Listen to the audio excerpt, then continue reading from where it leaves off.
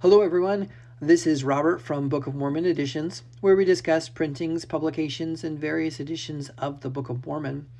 So in previous videos, we've discussed the Book of Mormon text under public domain, and that third-party editions have the privilege of printing it in their classic series somewhere else.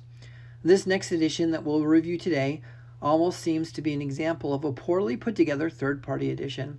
I don't mean to make light of the sacred text, but you'll see why. We'll have some fun as we go through this. This is the Book of Mormon by Patinos Classics, a softcover edition measuring 8.5 by 11.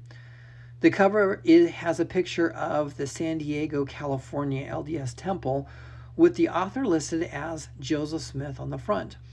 The back cover has a brief explanation of the text, but the wording is interesting.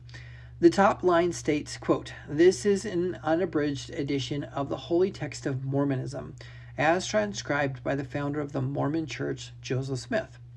I guess that's fair enough, but it goes on to state that the importance of the text by followers of, quote, the Church of the Latter-day Saints, quote. To some members of the church, that might be fingernails on the chalkboard, but I guess from a non-Salt Lake member's point of view, that's close enough.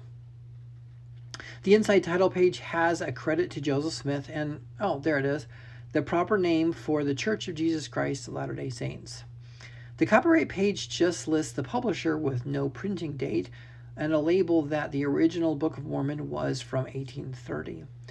Continuing onward, this has the front page paragraphs and the testimony of the witnesses in a few front pages. However, the text of the Book of Mormon is probably one of the most odd I've seen so far. The pages are split into triple columns, starting with 1 Nephi and onward, with no headers or cross-reference footnotes. It seems that the versing is similar to Salt Lake editions. However, the verses are broken into a few lines, then a space, then a few lines, etc. to make up each verse. Often, the first and second sets would not have a full line at the end.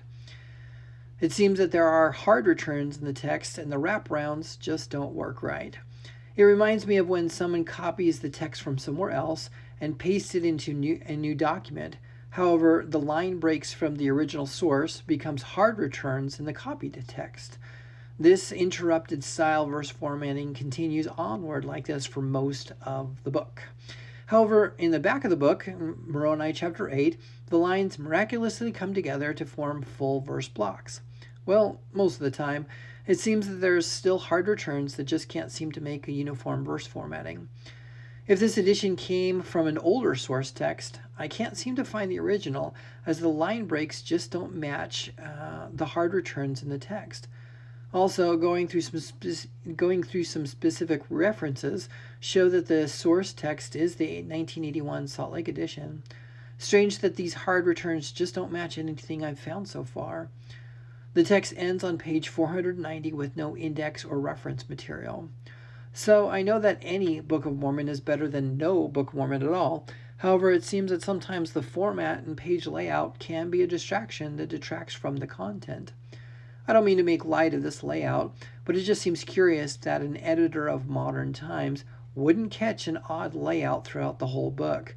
Either way, this is a third-party edition of the Book of Mormon by Patinos Classics. I hope you enjoyed this review and have a smile on your face from it. Thanks everyone for your support as I continue to produce more material for this channel. If you have a special or unique edition of the Book of Mormon that you'd like reviewed on this series, please contact me at bomeditions@gmail.com. Best wishes until next time.